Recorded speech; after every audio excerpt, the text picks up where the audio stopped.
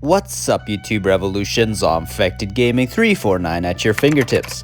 In today's Dying Light 2 Stay Human video, Techland just released a Christmas Dying to Know More video, and it gives us all Dying Light players exactly what we want to know. The HUD can be tweaked to however you like, and health bars can be kept on or turned off whenever you want, so people who really want an immersive experience without any words on screen will be really happy. I personally like turning off HUD at times so I can make some action movie type videos. Also, we get confirmation that we can change the accessibility for people with disabilities can enjoy the experience to their liking, so that's another plus. But one thing that we do not know just yet is, will there be a photo mode so people can take awesome third-person perspective photos of Aiden Caldwell and make some of them into YouTube thumbnails? Maybe we will learn that later on.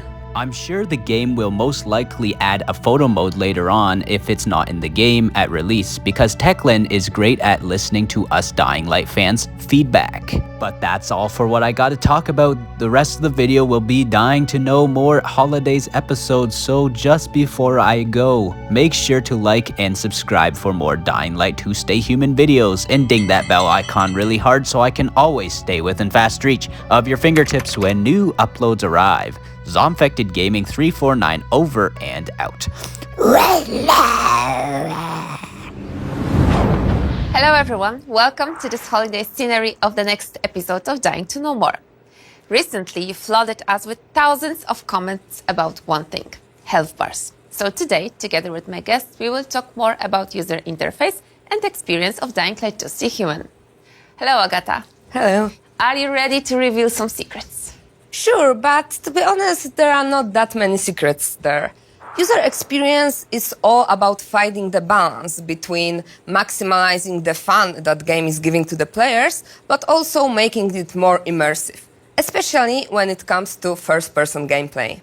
Okay, so can you tell us more about it? So what is your main goal in creating user interface in Dying Light 2 Stay Human?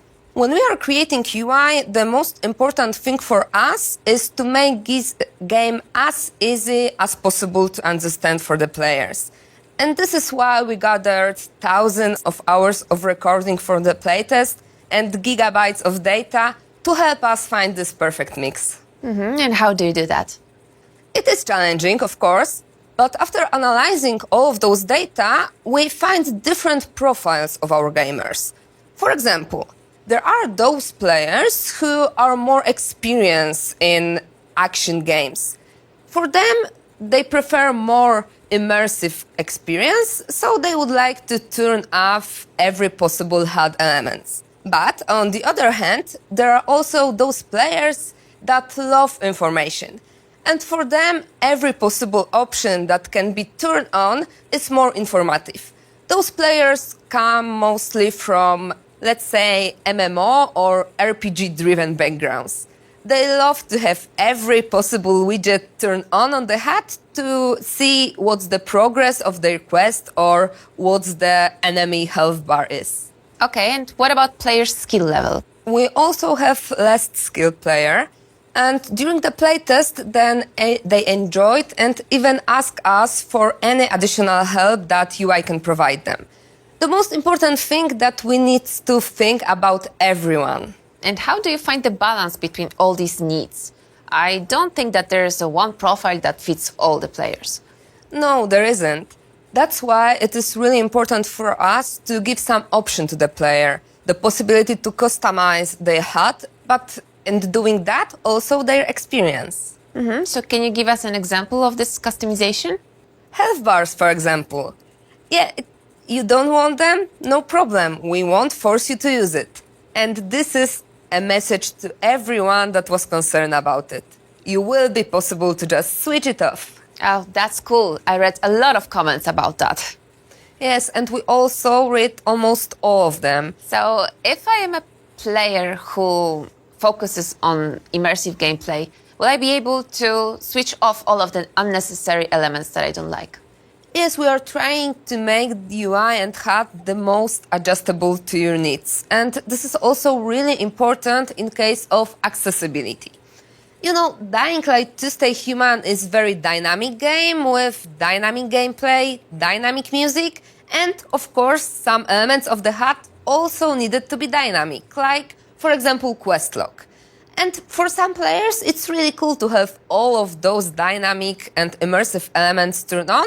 The other would prefer to just have the statics element of the HUD. And you said dynamic quest log. What is that? For example, this quest log is shown only when you are inside the area that this specific quest is going on, or you are doing some specific action connected to this particular quest. But of course, if you feel the need to see some more information about it, you can simply hold the button and the quest log will appear on the screen. Okay, so all of the actions that are happening around me in my gameplay also will be reflected on the screen.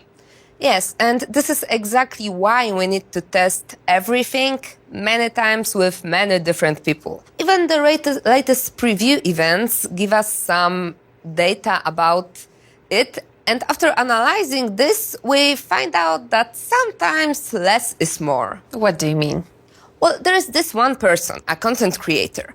After his previous session, he made a video that's showing how cool and great he is while parkouring. So on this gameplay, he's doing one combo after another, and this small widget that is popping up on the screen while you're gaining parkour experience point on this video is visible all the time for almost 3 minutes when he was tracking one combo after another. It was insane. Okay, so what does it tell you from the user experience perspective?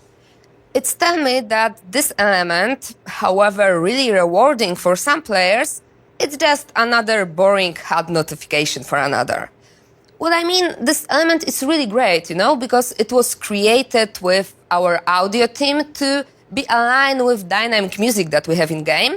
But after this preview, we decided to do some changes in that. What I want to say is that UI needs to be useful and clear for everybody. Everyone needs to feel at home, like everything is in the right place on their screen. Okay, got it. So give me 3 elements of the perfect UI.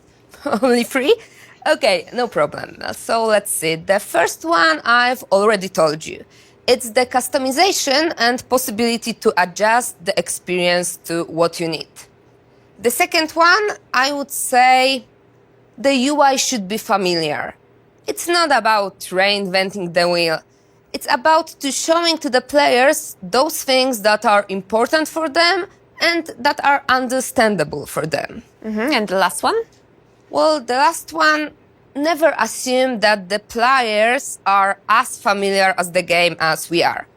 You know, while working on the game and developing it, we spent thousands of hours playing our game, so some of the features are really easy and obvious for us. It's not like that for all of the players.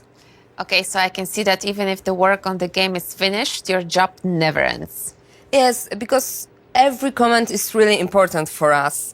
And we are really listening to our community, as we did with the health bars. Every comment is important, even and especially after the release. Because, let's see, right now the game was tested by hundreds, maybe thousands of players, but after the release we will hear from millions of them. And there might be some conflicting opinion. Oh, I see. So how far can you go with compromising it? Far, but not too far. You know, when we are receiving some conflicting opinion, the thing that we need to look for is not to sacrifice our game design vision. But don't worry, we have our ways to do that. Okay, so I'm not. But you've mentioned before accessibility. Are there any options in Dying Light 2 Stay Human? Absolutely. Dying Light 2 is complex, open-world, first-person RPG games. That means some limitation. But we really want to make it accessible for people with disabilities. Okay, I see. We do that by listening to people and analyzing their behaviors. This is what's really important to me and in user experience itself, that it should really suit the people. Can you give us any examples of accessibility in Dying Light 2? Sure. For example, we have some option to customize the visuals of the dialogue. So the size of the text, background color, or the color of the speaker names for those with visual and hearing disabilities.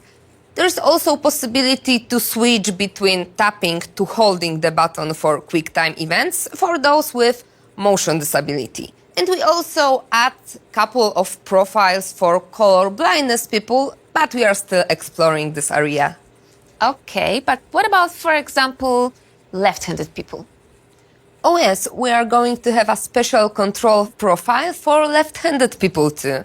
And once the Dying Light fans starts playing and sharing their experience, we are planning to add even more. We can't wait to hear their feedback. Okay, thank you, Agata. You shared a lot of information with us. Thanks, Paulina, for having me here. And as always, thank you very much for watching us today. And remember that Dying Light to Stay Human will be released really soon. So don't forget to pre-order it at preorder.dyinglightgame.com. See you soon. Happy holidays. And remember to stay human.